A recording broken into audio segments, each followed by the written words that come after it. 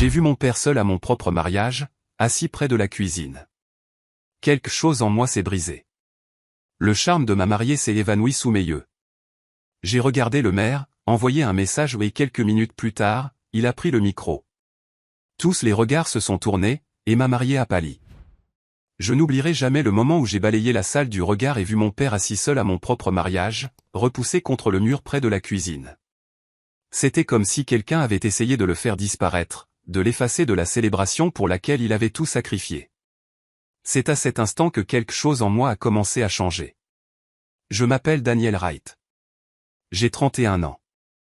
Et depuis un an, je pensais construire la vie dont j'avais toujours rêvé, en épousant Emily, la femme que je croyais être l'amour de ma vie. Mais debout dans cette salle, mon smoking m'étranglant, ma famille et mes amis applaudissant, j'ai réalisé que ce qui semblait parfait de l'extérieur avait des fissures que personne n'osait voir. Mon père, Richard Wright, n'est pas un homme riche. Il ne s'est jamais soucié des titres ou des apparences. Il est charpentier. Le genre d'homme qui peut réparer un toit cassé à main nue. Le genre d'homme que les voisins appellent quand une tempête ravage la ville parce qu'ils savent qu'il viendra. En grandissant, je l'ai vu vivre selon un code simple. Aider en silence, ne jamais demander de reconnaissance. Il se comportait avec dignité même lorsque l'argent se faisait rare et que les opportunités lui passaient sous le nez. Mais Emily et sa famille, ils voyaient mon père différemment.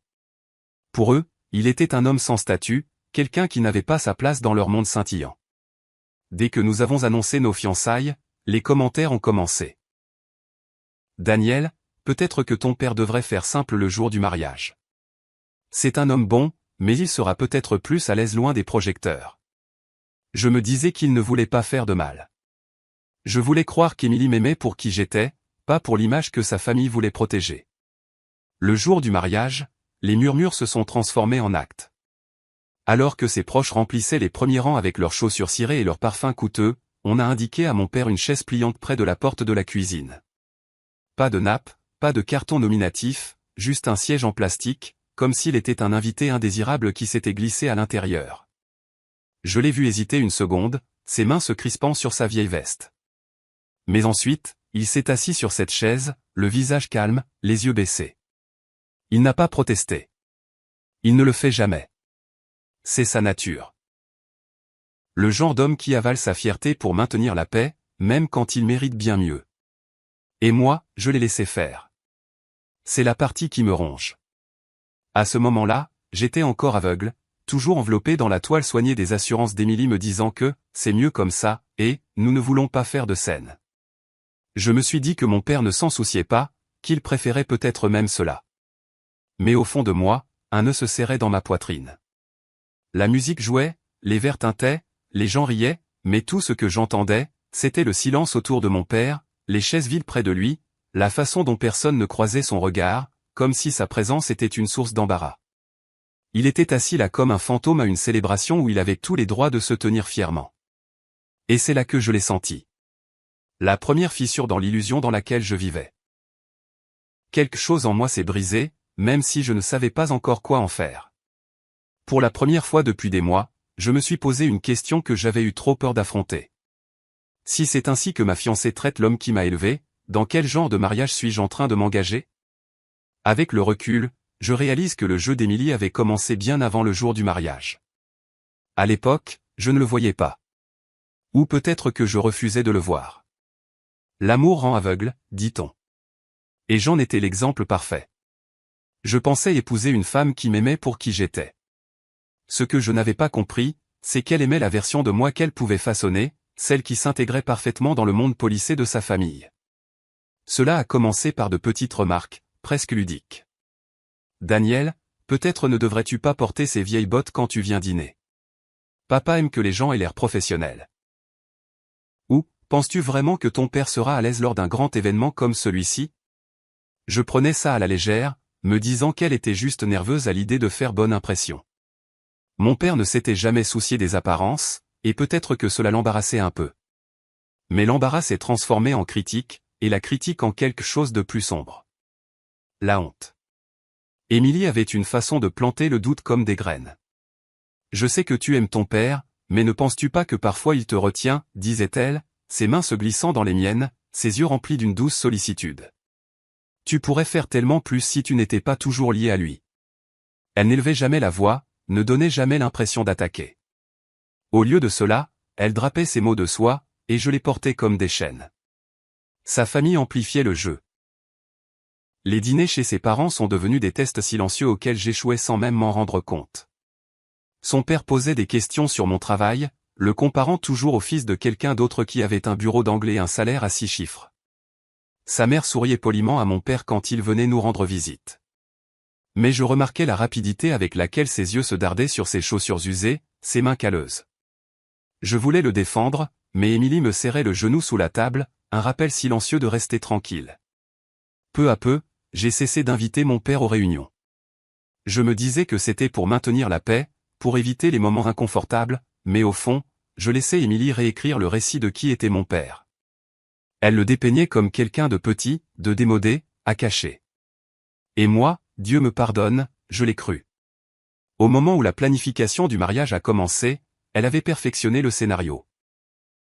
Les plans de table plaçaient soudainement sa famille au premier plan, tandis que la mienne était reléguée sur le côté.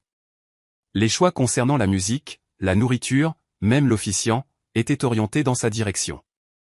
Quand j'ai posé des questions sur les coûts, elle m'a dit que ses parents s'occupaient de tout. C'était un mensonge que j'ai avalé tout rond, trop distrait pour remettre en question. Le point de rupture aurait dû être la conversation sur la cérémonie. Je me souviens avoir demandé si mon père pourrait m'accompagner à un moment donné ou au moins être reconnu. Émilie a souri doucement et a dit, « Daniel, il ne s'agit pas de ton père. Il s'agit de nous. Ne complique pas les choses. Ne complique pas les choses. » Cette phrase est devenue son arme, son bouclier. Chaque fois que je résistais, elle l'utilisait pour me faire taire. Et je la laissais faire. Je me disais qu'elle avait raison, que peut-être la tradition n'était pas importante, que peut-être mon père n'avait pas besoin de reconnaissance pour être fier de moi. Mais le jour du mariage, quand je l'ai vu assis seul près de la cuisine, les mots se sont tordus dans mon esprit, ne complique pas les choses. Ne le défends pas. N'honore pas l'homme qui a tout abandonné pour moi. Et à cet instant, ces mots ne ressemblaient plus à de l'amour. Ils ressemblaient à du contrôle. Alors que je regardais Émilie rire avec ses demoiselles d'honneur, éblouissante dans sa robe, j'ai ressenti le premier soupçon de quelque chose que je n'avais jamais osé ressentir auparavant. La suspicion. Pas seulement qu'elle ne respectait pas mon père, mais qu'elle ne me respectait pas non plus. Et puis, ça m'a frappé. Tranchant comme une lame. Si elle pouvait me convaincre d'ignorer l'homme qui m'a élevé, de quoi d'autre m'avait-elle convaincu d'ignorer? Je me suis dit que ce sentiment dans ma poitrine n'était que du stress, le genre que tout marié ressent le jour de son mariage. C'était peut-être vrai, mais au fond de moi, je savais que c'était autre chose. C'était le poids du silence qui pesait sur moi. Un silence que j'avais porté pendant des mois tandis que la voix d'Émilie remplissait chaque recoin de mon esprit. Autour de moi, la salle bourdonnait d'énergie. Les verres tintaient. Les rires fusaient de chaque table et les flashs des appareils photo crépitaient alors que sa famille posait comme si la nuit leur appartenait. Et peut-être que c'était le cas. L'événement tout entier semblait avoir été construit pour eux. Leur image, leur fierté, leur nom. J'étais le marié. Pourtant, d'une certaine manière, je me sentais comme un invité à une célébration qui n'était pas la mienne. Malgré tout, j'essayais de me convaincre que c'était de l'amour, que le monde policé d'Émilie était l'avenir, et que le mode de vie humble de mon père était le passé. Elle l'avait murmuré si souvent que j'avais commencé à le croire. Daniel, tu dois penser à où tu vas, pas d'où tu viens. Je hochais la tête, souriais et laissais les mots s'enfoncer en moi comme des encres. Alors, quand j'ai vu mon père assis sur cette chaise près de la cuisine, isolé et ignoré, j'ai fait ce que j'avais appris à faire. J'ai détourné le regard. Je me suis dit qu'il s'en fichait. Je me suis dit qu'il allait bien, qu'il préférait peut-être même ça. C'était plus facile que d'admettre la vérité, que je l'avais abandonné. De l'autre côté de la salle, j'observais Émilie. Son rire était sans effort, son sourire éblouissant. Elle ressemblait à tout ce dont j'avais rêvé un jour. La mariée parfaite dans un cadre parfait. Mais plus je la regardais, plus je sentais quelque chose changer. Sa beauté ne semblait plus chaleureuse. Elle semblait tranchante, comme du verre qui capte la lumière. Éblouissante, mais dangereuse au toucher. J'ai essayé de chasser cette pensée, mais mes yeux m'ont trahi. il revenait sans cesse vers mon père. Il était assis, les épaules légèrement voûtées, ses mains posées tranquillement sur ses genoux. Il ne mangeait pas, ne buvait pas. Il existait simplement dans ce coin, comme si sa présence était un fardeau que la salle avait décidé d'ignorer. Chaque rire que j'entendais autour de moi résonnait plus fort, plus cruel. Chaque tintement de verre était comme un rappel de ce qui lui avait été enlevé, à nous. Mon père méritait de s'asseoir à la table d'honneur, d'être honoré comme l'homme qui m'avait élevé. Au lieu de ça, il avait été réduit à une ombre dans une pièce remplie de lumière. Et moi, j'étais trop aveugle pour l'arrêter. La vérité me rongeait à chaque minute qui passait. Je me souvenais des fois où mon père avait rapiécé mes jeans parce que nous ne pouvions pas nous en permettre de nouveau. Des soirs où il sautait le dîner pour que j'aie une assiette pleine. Des matins où il partait avant le lever du soleil, ses mains déjà écorchées par le travail qui l'attendait. Il m'avait tout donné, et je lui avais donné le silence. Émilie a croisé mon regard et a souri comme si de rien n'était. Elle était radieuse, intouchable, la reine de la soirée. Un instant, j'ai presque laissé son sourire me ramener dans l'illusion. Presque. Mais ensuite, mon père a légèrement relevé la tête, et nos regards se sont croisés. Ce n'était pas de la colère que j'ai vue là. Ce n'était pas de la déception. C'était quelque chose de pire. C'était de la tristesse. Et en une fraction de seconde, quelque chose en moi s'est à nouveau brisé, plus profondément cette fois. Parce que si c'était à ça que ressemblait l'amour, alors pourquoi cela ressemblait-il tant à de la trahison? Au moment où les yeux de mon père ont rencontré les miens, le bruit du mariage s'est estompé. Les verres qui tintaient, les rires, même la voix radieuse d'Émilie. Tout s'est transformé en un bourdonnement sourd. Tout ce que je pouvais voir, c'était lui. Mon père, Richard Wright, l'homme qui m'avait porté sur ses épaules quand j'étais enfant, devenu une note de bas de page à mon propre mariage. Quelque chose en moi s'est brisé.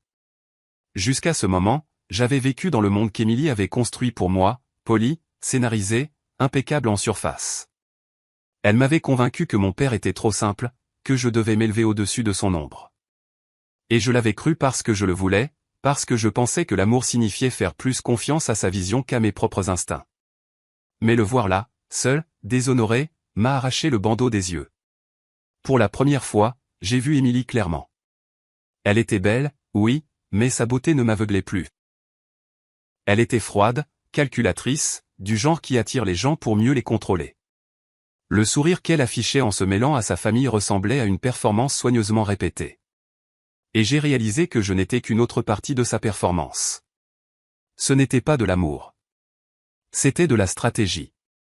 Une vague de honte m'a submergé, si lourde qu'elle m'a presque coupé le souffle. J'ai pensé aux mois qui ont précédé ce jour. Les dîners où je suis resté silencieux pendant qu'on rabaissait mon père. Les choix que j'ai abandonnés parce qu'elle me disait que c'était pour le mieux. J'ai pensé à chaque fois que j'ai vu le doute dans les yeux de mon père mais que je l'ai ignoré. Chaque fois que je me suis dit qu'il s'en fichait, je l'avais trahi.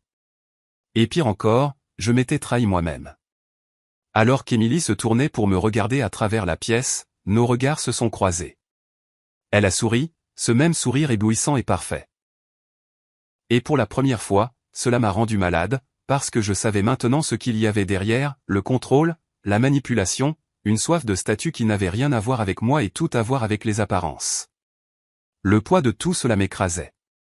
Ce mariage n'était pas seulement une erreur.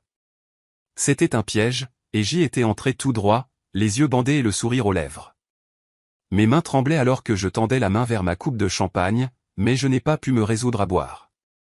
Les bulles pétillaient contre le bord, se moquant de moi avec leur célébration. De l'autre côté de la salle, mon père a de nouveau baissé les yeux, comme pour me protéger de la douleur que je lui avais causée. Ce petit geste, cette dignité silencieuse, m'a brisé.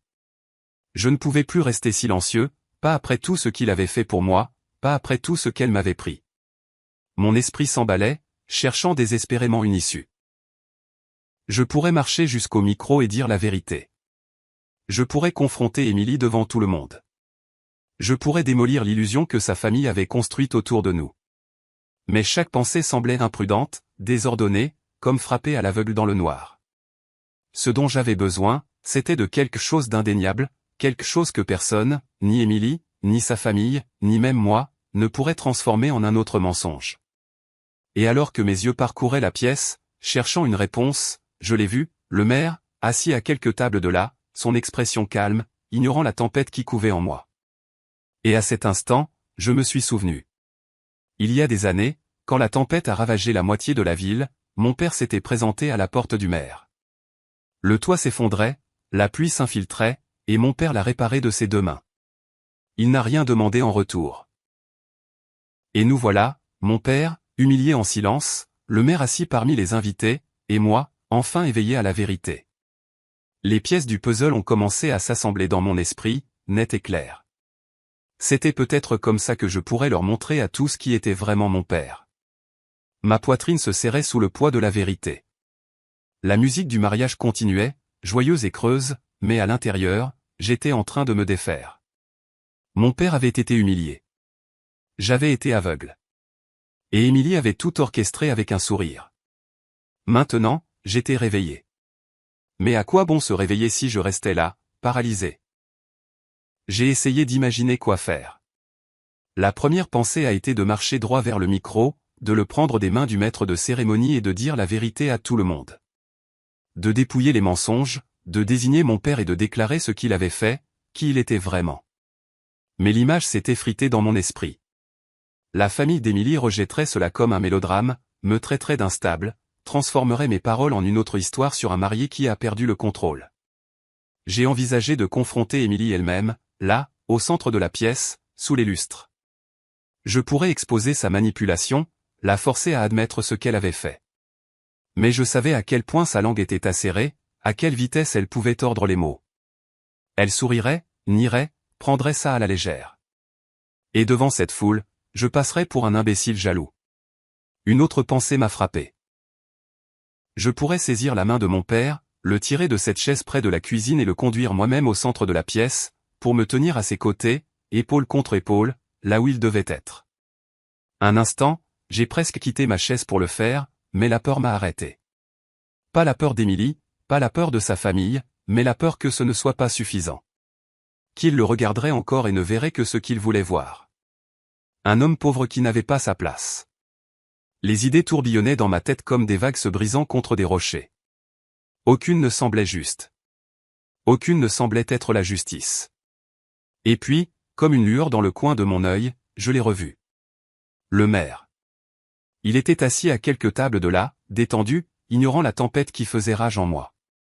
Mais à cet instant, sa présence a allumé une étincelle dans mon esprit. Mon père l'avait aidé, il y a des années, lorsque la tempête avait presque détruit sa maison. Mon père était celui qui avait grimpé sur ce toit, trempé par la pluie, le reclouant pour que les enfants du maire puissent dormir en sécurité cette nuit-là.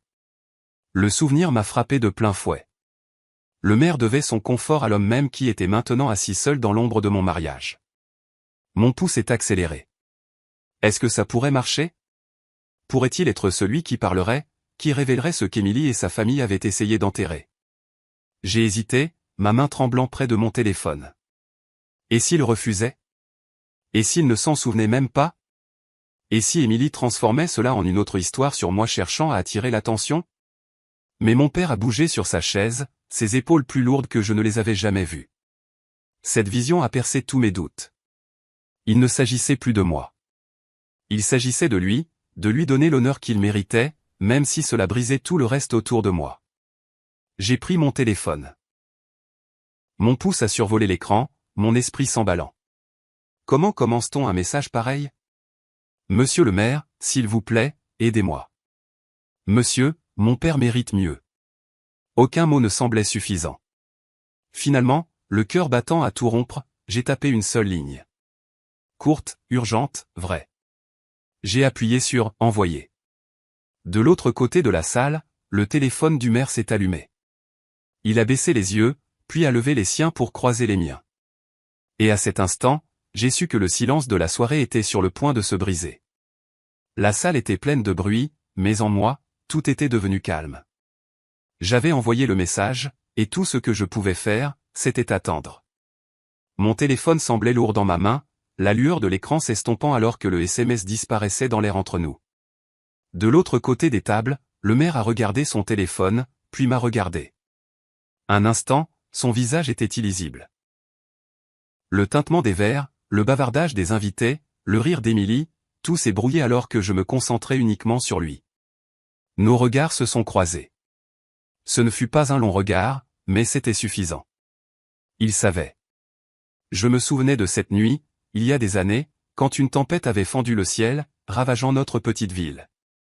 Des arbres étaient tombés, des lignes électriques s'étaient rompues et la pluie martelait les toits jusqu'à ce qu'ils s'effondrent.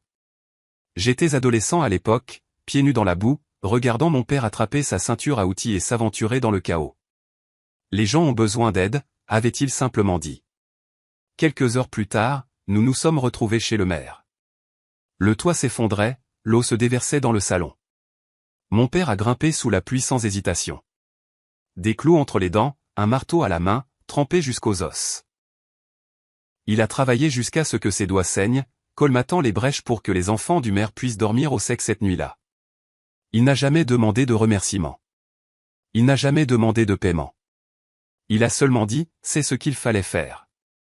Le maire n'avait jamais oublié, et maintenant, assis dans son costume sur mesure à mon mariage, il avait enfin une chance de rembourser cette dette silencieuse. Il a posé son téléphone face contre table et s'est adossé à sa chaise. Son regard est revenu vers moi, stable, ferme. Puis, presque imperceptiblement, il a fait un signe de tête. Mon souffle s'est coupé dans ma gorge. C'était ça. Il avait compris. Je me suis agité sur mon siège, mon cœur battant la chamade. Émilie a remarqué mon mouvement et a penché la tête avec ce sourire interrogateur qu'elle utilisait toujours.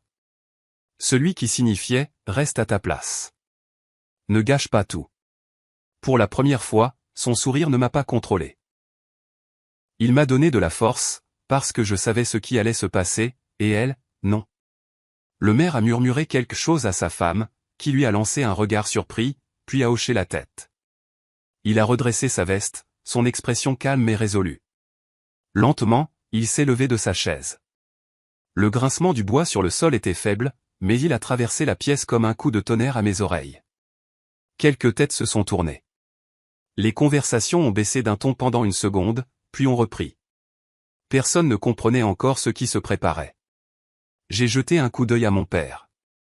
Il était toujours assis près de la cuisine, les épaules voûtées, le regard baissé. Il n'avait aucune idée que le cours de la soirée était sur le point de changer. Que la justice marchait déjà vers l'avant de la salle. Le maire a ajusté ses boutons de manchette, s'est éclairci doucement la gorge et a commencé à se déplacer entre les tables. Chaque pas qu'il faisait semblait porter plus de poids que le précédent. Les invités se sont tournés pour regarder, des chuchotements s'élevant dans l'air. Pourquoi le maire était-il debout? Pourquoi se dirigeait-il vers le micro? Mon pouls martelait à mes oreilles. J'ai agrippé le bord de la table, partagé entre la peur et le soulagement. Ce n'était plus entre mes mains. La vérité était sur le point de trouver sa voie, et rien ne pouvait l'arrêter maintenant. Le rire d'Émilie a faibli. Elle a suivi le regard de la foule et l'a vu, le maire, marchant avec une autorité tranquille vers l'avant. Son sourire s'est figé une seconde avant qu'elle ne le force à revenir sur son visage. Mais je l'ai vu, la fissure, la première fracture dans le masque qu'elle portait si bien. Et puis, alors qu'il atteignait le podium, il a posé sa main sur le microphone. La salle s'est tue. Chaque tête s'est tournée, chaque son s'est éteint. Et dans ce silence haletant, j'ai su que le moment de vérité était arrivé. La main du maire s'est refermée sur le micro, et le léger bourdonnement du Larsen a traversé la salle. Le bavardage a cessé, la musique s'est estompée, et tous les yeux se sont tournés vers lui. On pouvait sentir l'air changer, comme si toute la salle s'était soudain souvenue qu'elle était en présence de l'autorité. Il s'est éclairci la gorge, sa voix calme mais ferme, portant le poids de chaque syllabe. « Mesdames et messieurs », a-t-il commencé. Je n'avais pas prévu de parler ce soir, mais parfois le silence fait plus de mal que les mots, et ce soir, le silence a assez duré. Une vague de confusion s'est répandue parmi les invités. Les parents d'Émilie ont échangé des regards nerveux. Émilie, elle, a relevé le menton, forçant un sourire, mais ses doigts se sont crispés sur son verre de vin. Les yeux du maire ont balayé la salle jusqu'à se poser sur mon père, toujours assis sur cette chaise en plastique près de la cuisine. Il a légèrement levé la main, le désignant sans honte. « Je veux parler d'un homme dans cette pièce », a-t-il dit. Un homme qui ne se tient pas sous les projecteurs, qui ne demande jamais de reconnaissance, mais dont le caractère a construit plus que nous ne le saurons jamais. Il y a de nombreuses années, quand une tempête a ravagé notre ville, ma maison a été presque détruite. Et c'est cet homme, sa voix s'est élevée alors qu'il le désignait à nouveau, qui est venu à ma porte, trempé jusqu'aux os, et qui a grimpé sur mon toit qui s'effondrait pour sauver ma famille. Il n'a rien demandé. Il n'en a jamais reparlé, mais moi, je me souviens. La salle était absolument silencieuse. Les fourchettes étaient suspendues en l'air. Les invités tendaient le cou vers le fond de la salle où mon père était assis, figé, les yeux écarquillés, comme s'il ne pouvait pas croire que le maire parlait de lui. Le maire a poursuivi, sa voix s'élevant avec conviction. Ce soir, j'ai vu cet homme être assis près de la porte de la cuisine comme si sa présence était un inconvénient. Et j'ai réalisé quelque chose. Nous avons oublié ce qu'est le véritable honneur. Nous avons échangé la dignité contre les apparences, le fond contre le statut. Mais sans lui, sans ses sacrifices, même cette célébration dont vous profitez tous ce soir n'aurait pas été possible. Des murmures ont éclaté. Choc, incrédulité, les têtes se tournaient, les yeux se plissant vers le côté de la salle d'Émilie. Le visage de ma fiancée a perdu toute couleur. Elle a essayé de garder son sang-froid, mais je pouvais le voir. La panique, les fissures se propageant sur le masque qu'elle avait si parfaitement porté jusqu'à présent. Le maire n'avait pas terminé. Richard Wright n'est pas seulement le père du marié. C'est un homme qui a silencieusement soutenu cette communauté, qui a donné sans rien demander, qui a montré plus d'intégrité dans son silence que la plupart d'entre nous dans nos discours. Et c'est une honte qu'il ait été poussé dans l'ombre ce soir. Une onde de choc a traversé la salle, des voix s'élevant en accord. Certains invités hochaient la tête, d'autres applaudissaient doucement, timidement d'abord, puis plus fort. Le son a grandi, remplissant l'espace jusqu'à devenir indéniable. Les applaudissements ont tonné, résonnant contre les hauts plafonds.